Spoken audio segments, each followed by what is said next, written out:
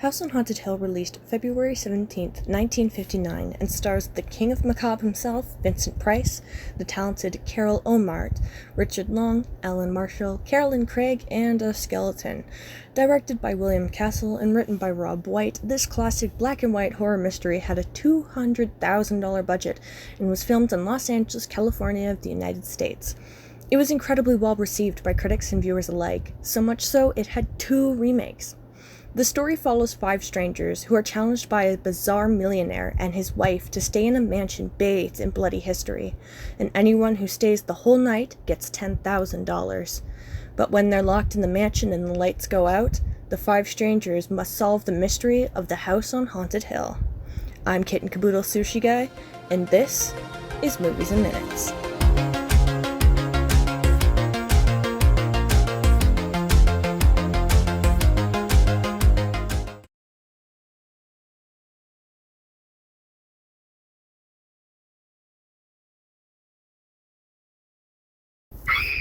Oh my god. So the first 2 minutes of the film, we are introduced to a lot of screaming, some jangling of chains, and this guy's face coming out of the darkness tell us a story about the most haunted house that he owns, actually. There were 7 people murdered in that house, including narrator's brother. Then it cuts to Vincent Price inviting us to join him in the haunted house with him and his wife. And should we stay, we get $10,000, or our next of kin, should we survive. Vincent Price unloads a ton of exhibition for us and introduces each of the characters. Lance, a test pilot, Ruth, a newspaper columnist, Dr. David, a psychiatrist, Nora Manning, who works for Lauren, and the house's owner, Watson, who was the narrator at the beginning of the show. Of the movie.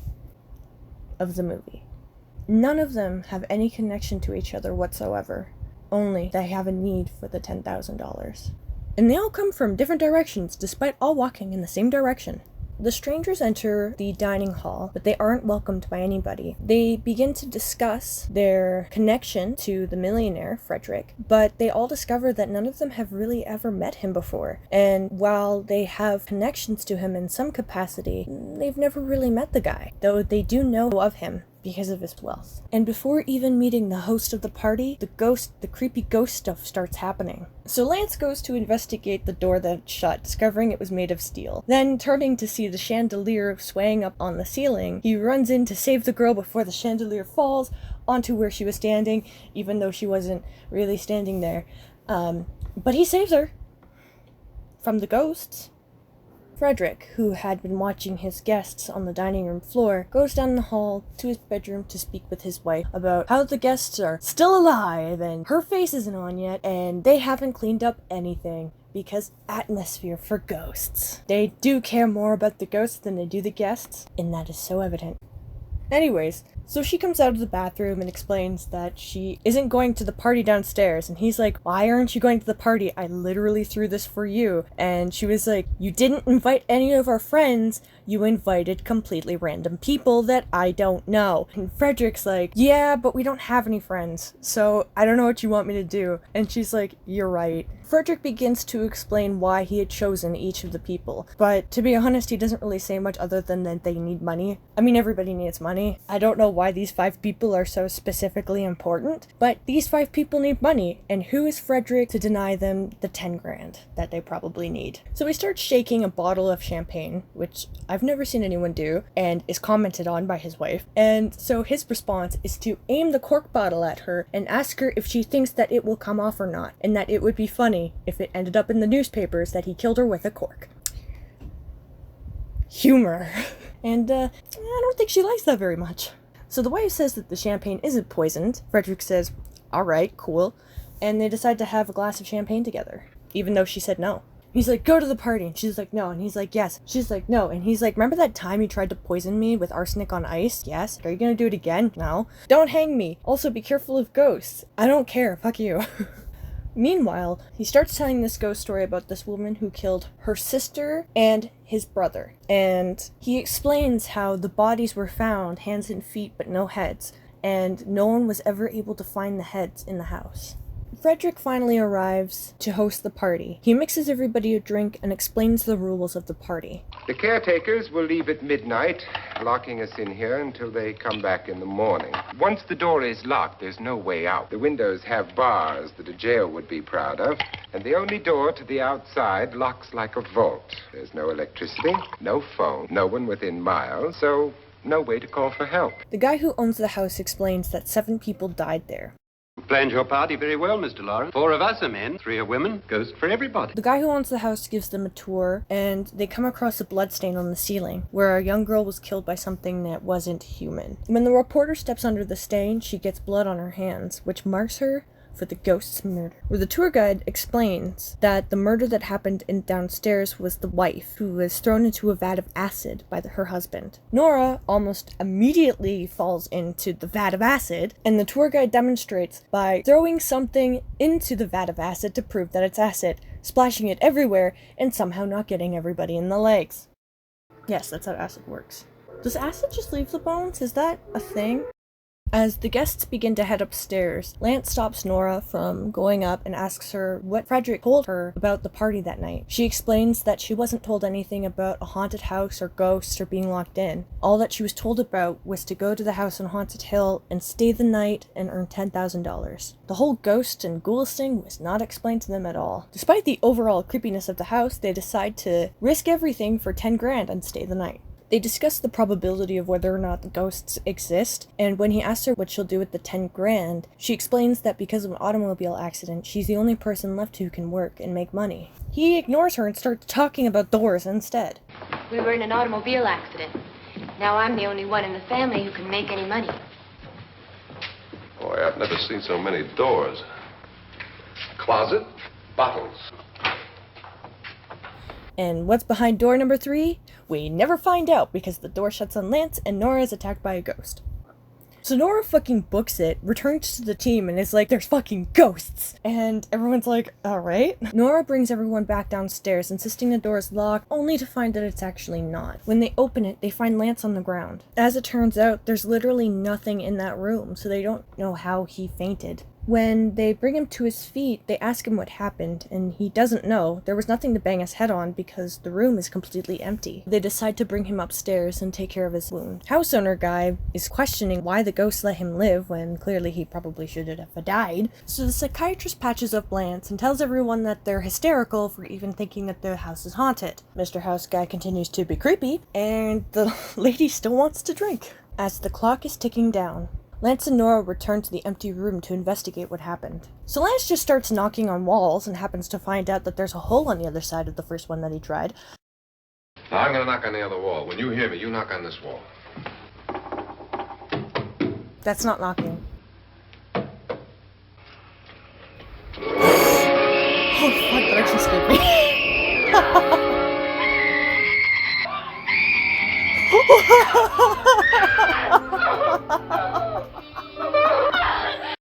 So Lance and Nora try to determine where the tunnel begins and ends when she's startled by a ghost who runs right by her and she screams, and Lance comes back and he's like, what happened? And she's like, there was a ghost, and he's like, what ghost? And she's like, that ghost! And so he runs out to look for it, but nobody's there. It's almost like they vanished like a ghost. She's like, there was a ghost and it was over here. And he was like, well, I didn't see it. You don't believe me? No. Alright, go fuck yourself, and leaves. Pissed off, Nora goes upstairs and runs into Annabelle, the wife. So Annabelle shows Nora to her room, and when they get inside, Annabelle's like, so who are you? And Nora's like, I just work for Lauren. How long have you known my husband? I don't know, I just met him today. So why the frick were you wandering in the house? Well, I was in the cellar, and then I decided not to be in the cellar because Lance is a jerk. And Annabelle's like, cool, don't fucking do that. Don't wander the house. That's way too dangerous. Just don't do it. Just stay in your room. You'll be fine. Okay, I'm gonna go get something, bye. Nora's like, what? And she's like, we're in danger. You're in danger. We're all in danger. In the hall, Annabelle runs into Lance and shows him his room, and she's like, take things seriously. And he's like, okay. If you take things seriously, can I count on you to protect me? And I guess? This is just a party. This isn't a party. My husband is planning something. So, if your husband is planning something, why did he bring us here? He doesn't even know who we are. That might be the point. Blah, blah, blah. Annabelle tells Lance that all of her husband's previous wives either disappeared or died, and she's afraid that she's going to be one of them, and Lance is like, oh, okay. Nora runs back to her room when she realizes Frederick is coming back, and he comes in to ask if she'll be coming back out to the party. She's like, no, and he's like, yes, and she's like, no, and he's like, you're fucking going, and she's like, fine, I'll go. And then he turns to the audience and goes, I wonder how this will end, and then leaves. Frederick tells Nora and Lance that it will soon be midnight and they need to meet in the living room for the locking of the doors. And then Nora finds a freaking face in her luggage. I guess you could say she was thinking ahead. Nora screams in probably the funniest way I've ever heard anyone yell. She runs into the hall, where she runs into another ghost, where she runs away from him too. Then we cut back to the living room, and it is 15 minutes to midnight. Nora and Lance come running into the room, and Nora states that she does not want to be there, only to find out that the ghosts she'd been seeing are actually the caretakers of the house. Still, Nora doesn't want to stay, and she tells Lance that for some freaking reason, I don't know. So Frederick goes up to the psychiatrist and is like, wow, she seems really hysterical, right? Like, that's what you said, people who see ghosts are hysterical, and the psychiatrist is like, I think she's just a little upset. she'll be fine, she's good. And then Annabelle makes her grand appearance. I don't want to stay. Wait. I don't know why Nora is telling Lance she doesn't want to stay. She doesn't know who he is. Forget this guy. Just leave. You're fine. You can just go. Oh shit, they fixed the chandelier. So Frederick explains that if they want to leave, now is the time, because the caretakers will be locking the door from the outside when they leave. Nora's like, I'm not staying, but before she can leave, the caretakers are already gone and locked the door behind them. So, because the caretakers left, everybody inside has absolutely no choice but to stay in that house for the entirety of the night. That includes Nora, who didn't want to stay in the first place. So, in celebration of the evening, Frederick gives them all party favors for the evening. Guns. Loaded guns. The trigger. Everybody's deaf now. Mr. House Guy is like, this isn't going to do anything against the ghosts. This is literally not going to do anything. All we could do with this is kill each other. And then everybody looks at each other and they're like, yeah, I'll also take a gun. Also, Lance continuously telling Nora what to do. Fuck off, Lance. Everyone's like, so is it a good idea to have the guns? And no one really seems to agree about whether or not the guns are a good idea. So they just keep them. Nora, really pissed off that not only does she have to stay there, but now everybody has a gun, Nora orders everyone to go up to her room to take a look at the head that was in her luggage. Annabelle gives Frederick back the gun, and he puts it into a coffin, which looks really fucking creepy. When they go upstairs and open the suitcase, shockingly, there is nothing in there. Nora completely freaks out and kicks everyone out of her room. Mr. House Guy continues to be really freaking creepy. Everyone just tries to decide what to do with Nora before deciding to leave her alone. Lance asks the journalist to stay, keep an eye on Nora, and they all go back to their respective bedrooms. I don't know why Lance asked the lady to keep an eye on Nora when he has the room next door to Nora and he would hear anything first, but okay. The psychiatrist is like, hey, stop freaking everyone out. And Frederick's like, and walks away. Why do they keep establishing that we're at the house? I know we're at the house. Everybody knows we're at the house. It hasn't changed. The location hasn't changed. It's the house on Haunted Hill. The entire show is about the stupid house. We don't need establishing shots of the freaking house. So Lance decides to check on Nora and goes into her room only to find that she isn't there. However, in the closet, he does find the head that she was talking about. So he goes to look for her with the fucking head. Lance goes downstairs and runs into Mr. House Guy and shows him the head and is like, where the fuck is Nora? And he's like, how the hell should I know? Lance continues to interrogate Mr. House Guy about where Nora could possibly be when they hear a scream. Lance runs up the stairs and finds that a woman had been hung, and assumes that it's Nora. Him and the psychiatrist cut her down and bring her into the room where they discover that it's actually Annabelle and that she had hung herself. Or did she? Lance leaves the room and happens to find Nora, who is freaked out and in desperate need of hiding. So he brings her back to her room, I think. Nora explains that Frederick tried to kill her by choking her and throwing her in a room. He breaks the news Annabelle died, and thinks that it was possible she could have been murdered. Lance tries to find a way out. They're interrupted by a knock on the door. Lance opens the door and it's the psychiatrist, who's basically like, yeah, so Mr. Lorne totally killed his wife, right? And Lance is like, yeah, he did. And the psychiatrist is like, cool, I'll meet you and everyone else downstairs in the living room so that we can figure out what the fuck we're gonna do. And Lance is like, okay, and then he shuts the door and locks it. So he goes back to Nora and is like, hey, stay up here, make yourself scarce. We don't want Mr. Frederick thinking you're alive if he tried to kill you. So just stay here and I'll be back. Before he leaves, he's like, hey, you see this gun? You should probably keep this and use it if you need to. Frederick goes in to take a look at his wife and mentions that she was very greedy and cold for trying to murder him for his money. Mr. House Guy ends up being in there, and so Frederick grabs him by the throat and is like, why are you in here? And Mr. House Guy is like, the fucking ghosts. And Frederick's like, fuck the ghost! Get out of the room! You're not supposed to be in here! Mr. House Guy's like, I'm fucking out of here. In the living room, Mr. House Guy asks where Nora is, and everyone's like, I don't know, but we should probably leave her alone. Lance asks if there's another way to get out of the house. Mr. House Guy's like, no, of course not.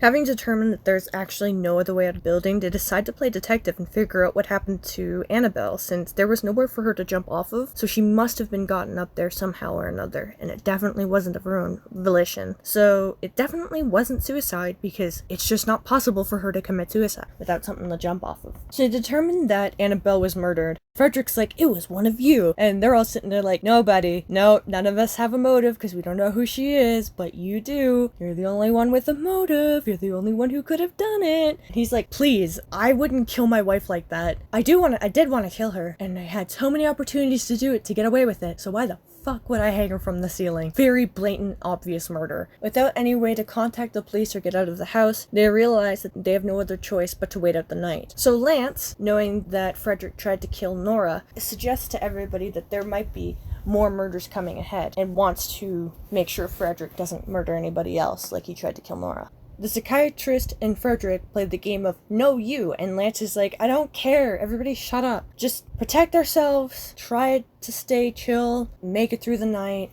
Having concluded that for sure one of them is a murderer, they decide to stay in their respective rooms all night, and if anybody tries to leave the room, they're guilty of murder, and anybody who tries to walk into another room is probably going to get themselves shot. So everybody is supposed to stay in their rooms for the night. So comes the amusing scene where they all go into their respective rooms. What's the use of saying good night? Good night.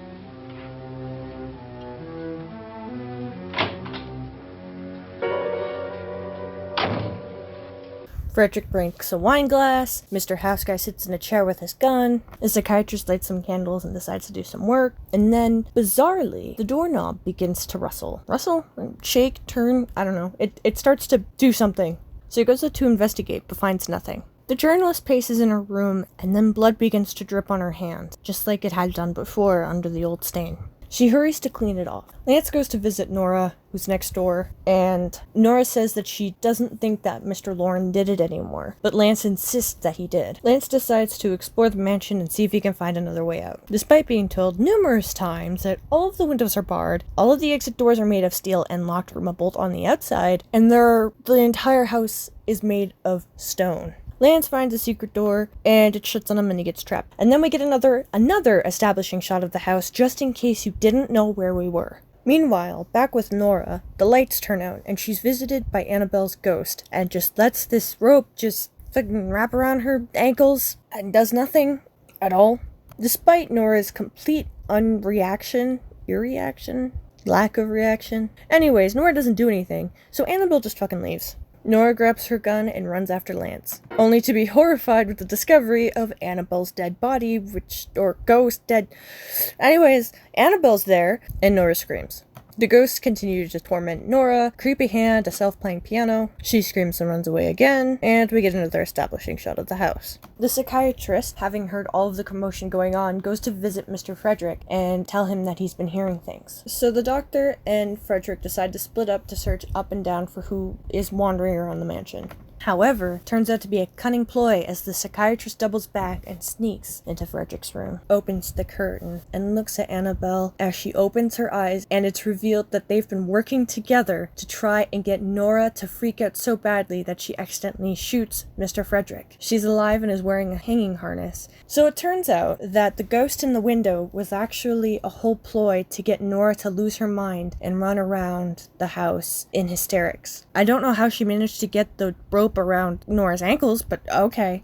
Wait, do you think that if Nora decided to move while that rope was around her ankles, do you think that would have just ruined the whole thing? Nora goes down to the cellar. The lights go out. Frederick walks down the stairs and enters the light. Nora turns around with her gun poised, and she shoots him.